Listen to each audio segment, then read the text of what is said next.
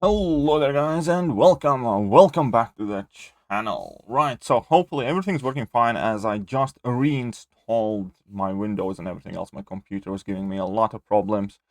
Spent days trying to fix it. So hopefully everything is fine and sorted now. But we do have a completely new alliance war now. This is war number 5, I believe, and it's a very big one. ASR against KENOB. So it's needless to say at this point that KENOB is one of the best alliance war alliances in the game ever. I think that record cannot be disputed. And obviously ASR currently is ahead of them on the leaderboard. And this was very serious war. So I'll just jump over to the other side over here. The team that I am going in is Nick Fury, Quake, and Magic. I'm going to start on path 2 in section 1, which, truth be told, is, for me, at least personally, the scariest path. Those Furies can stack up crazy, and opponents can hit insanely hard, and it might not be even as difficult the fights really are, it's just how scary they can become. And then I'm going to be on path 7 in section 2, plus a mini boss action, so I actually do have some very interesting fights here. So, again, the war against KENOB is always very tense affair. There is very little room for error, and I definitely do not want to be the person who causes my team to fall behind. And yeah, first fight is Yellow Jacket. Now, I have never really taken Yellow Jacket since he has gotten buffed. I suspect I could have tried to Quake the guy, but Quaking the guy would take quite long because he does have quite significantly increased physical and energy resistance as well. So because of increased physical resistance, it could be relatively long fight. So I decided just to go in with Nick Fury. I have him on the team. Why not? I'm going to be putting on 15% attack boost, 30% champion boost, 20% health boost. Basically, that's about as high as I can boost right now. Well, almost. And yeah, Nick Fury does have class advantage here in this fight, so that's also going to give me some extra damage. Now, KENOB went with Protect Global Tactic for BGs 1 and 3. However, for our BG, for BG 2, they went with Bulwark. So that means since Yellow Jacket is a metal character, he will go on indestructible, and I will have to either wait it out or I can remove it with a special attack. So after special attack is landed, that indestructible goes on cooldown. So it's not the biggest problem to play around it. However, there is a thing that I do need to be careful in this fight, which will come into play later, because after Yellow Jacket's buff, he has this nuclear core mechanic where it goes, where if it overheats, then Yellow Jacket basically turns into a electron steroids, where every single time contact is made, whether I hit his block, whether I hit him, whether he hits me or hits my block, I'll take a significant chunk of damage. So that is something definitely to keep an eye out for. Now, I am trying to make sure he does not get too many Fury buffs here. He has only 2 at this point. 1 minute in the fight, I'm super healthy. Everything is fairly decent. I was a little bit stressed doing this fight, but it's not too bad. So he drops his level 2 here. Not the worst thing. I think I will make a mistake towards the end, but here we can see that at this point he overheated, and I took already a chunk of damage back even when I was landing my projectiles. And I hoped that my level 1 will finish him, but it didn't.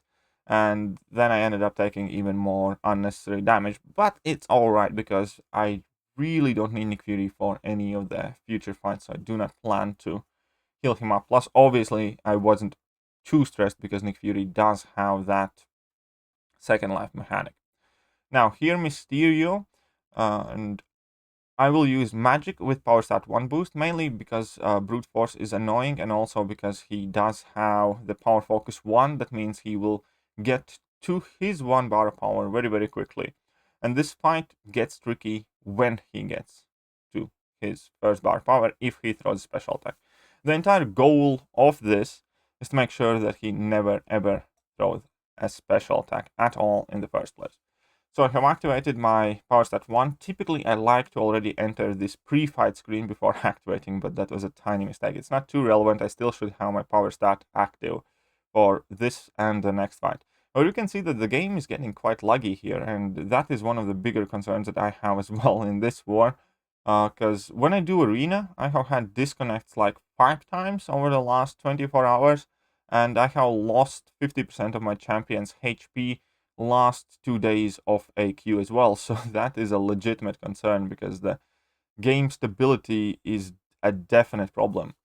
And other than that, the fight itself, I am not too worried. Now, I do know that he can go indestructible if I hit too hard, which is fair enough, because I keep landing special attacks. I keep shutting down that indestructibility relatively quickly, so I'm not overly worried. And you guys saw me activate Mystic Power Boosts. That is also helpful to me to make sure that I can launch special attacks quickly and efficiently. Now, I do not want him to gain too many Furies in case I do make a mistake, so I am trying to kind of like watch my combos. However, he is at 4 Furies, because it's quite a lot to think about in the same fight. I need to keep an eye out for that power lock, because we can see that sometimes these days it actually doesn't really trigger in some of the fights. But anyways, this fight went quite smooth. It was a tiny bit scary, again, because of those Furies. But overall, it went quite well. No complaints there. And there is this Corvus, which has strike counter Fury node on as well. So there's that. And it's Corvus. If Corvus catches you, he can KO you pretty much immediately. So I'm going to be trying my best to make sure that does not happen. And yeah, Magic is going to go in to put even more work here. Start with a heavy attack just to gain some extra power. Make sure he doesn't get to his Furies too quickly. And now at this point I can start dropping special attacks, and the fight is kind of like in my hands. We can see that I am nearly at another bar of power. Why not? I'm gonna go in for another special attack. Nice 14k crit. Limbo is active, so that can mitigate the block damage. On top of that, because I have Nick Fury and Quake on my team as well, I do have these 3 away charges, which actually will come in handy in one of the fights, I think, because I would have made a mistake. But yeah, so again, another level 2, no crits there. Unfortunately, I'm going to drop a heavy attack just to gain some more power. But here I realized that, once again, there is no power lock active. So in recent wars, more and more often, I have noticed that Magic just does not apply the power lock. I don't know what it is. I don't want to get into conspiracy theories, but I have definitely noticed that every other fight, pretty much, there is a special attack that completely fails to power lock the opponent. And it never used to be like that. It used to be like maybe once in 20 or maybe once in 50 fights. Now it seems to happen much more frequently. However, there is no definitive way how to prove this, therefore I'm not going to spend too much time talking about it, other than the fact that it just makes the fights a bit scarier. Now, section 2, I am on pass 7, so there is this man thing, and then there's also going to be the Mangog fight, which is going to be the first time I fight Mangog in any game mode outside of Cav EQ. So I'm going to boost up again. I'm just going to fast forward here a wee bit, and I'm going to be using Quake for this, so it's not overly long fight, but again, I know that many of you don't like watching Quakes too much, so the base idea is I just do the regular Quake stuff. Hopefully, he gets into the corner. If I am charging heavy attack, that powerful from afar node does not activate, and once I am safely in the corner, as long as I don't make too many mistakes, the fight is safe, and we can see that man thing goes down relatively straightforward, and not triggering any buffs at all, not to play around the spite or whatever, and yeah, very simple, very straightforward fight. Next up, I have to fight Mangog, and I don't want to. You can't Quake Mangog because he gains power passively, kind of like Doctor Strange, kind of like some other champions. You can Quake it, but it's just not ideal.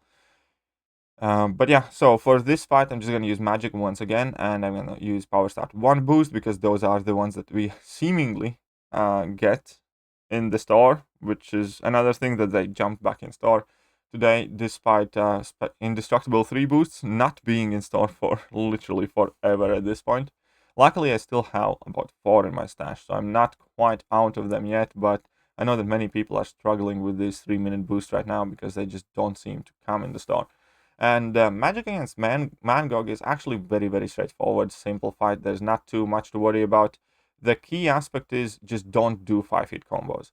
Just do medium, 3 lights, and go for intercept, or do medium, light, light, medium. Just don't go for a full 5-hit combo. and then you have very, very little to worry about, especially whilst using magic, because he doesn't get to throw his special attacks, means he doesn't get to build any hatred at all for this entire fight, and I don't have to worry about him going unstoppable or anything else. So yeah, very, very simple, very straightforward fight, just 4-hit combos, special 2s, power locked, and easy peasy lemon squeezy. MCOC is about to get wrecked there. He's at like last 10%, very straightforward fight.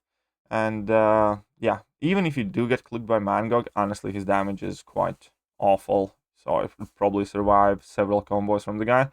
And now another fight is going to be Thing with kinetic transference, powerful from afar. I do make a mistake in this fight, which is kind of worth talking about, I suppose. So I didn't do the best job getting to corner quickly, and by the time we both ended up in the corner, like right here, we can see that he already has about 80% of a bar of power.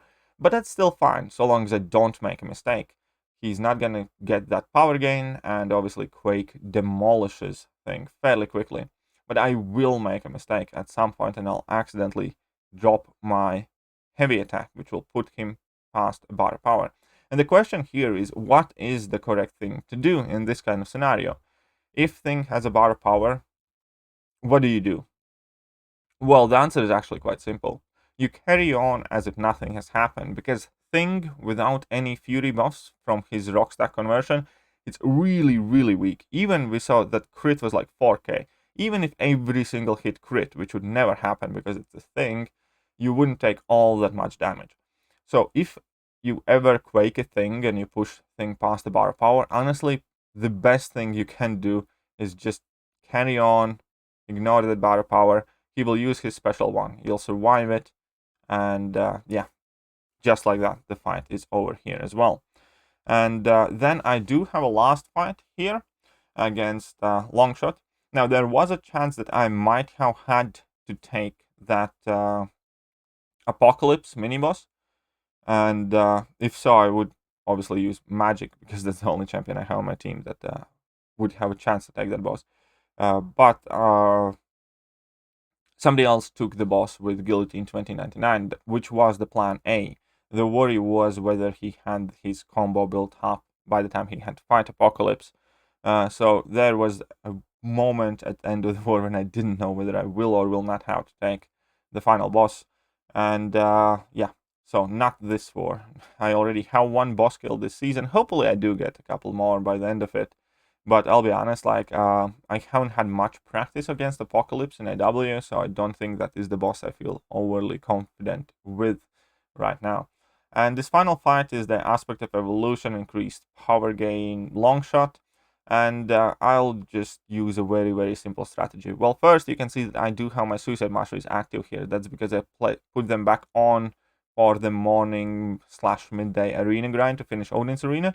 But since I did have Suicide Masteries, I just went in with Quake. Now, I could have used Magic for this fight as well without any problems, but I just decided that Quake is going to be more than good enough for this fight, and probably, possibly even the best pick. And yeah, so the way I'm playing this fight again is I'm just parrying everything. I do not want to trigger Dexterity even once, because Longshot's Awakened ability can actually nullify that buff and then trigger Mystic Dispersion.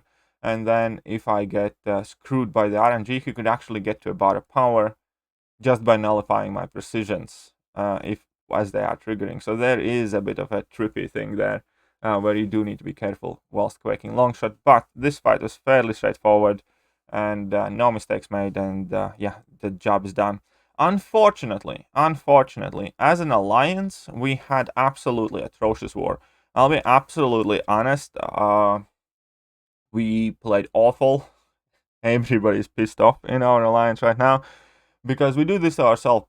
Prior to this war, we were in a very, very, very good position, and we had some amazing wars. We had wars with 2 deaths, we had wars with 1 single death, we had won every war up until now, and we can play it infinitely better. But at this war, even before I started the war, my fight, we had died like 3 times in like first 50 nodes or something like that, and the deaths just seemed to come.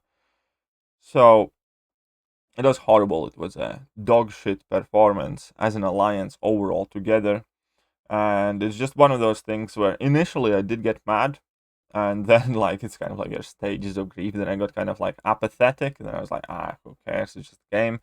Then I went like, I care because it's war and I enjoy war. But anyways, we got ass whooped properly as an alliance, and we didn't get ass whooped by Kenobi.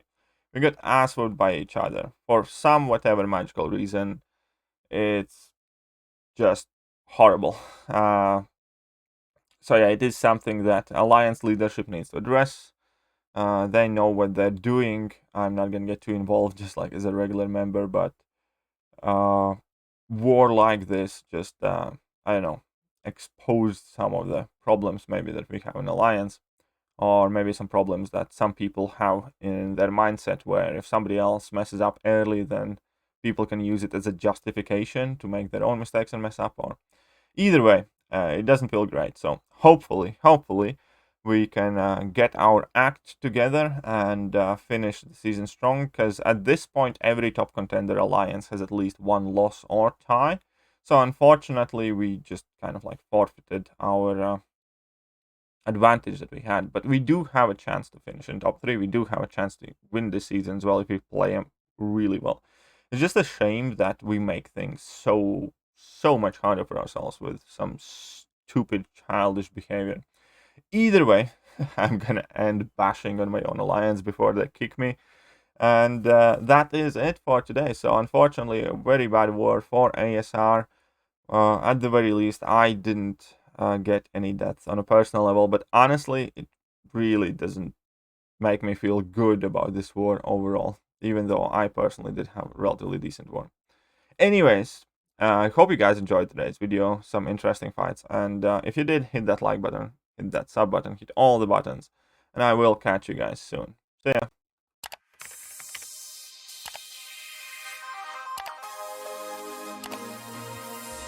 Hello there guys, and welcome back to the channel. So we have all the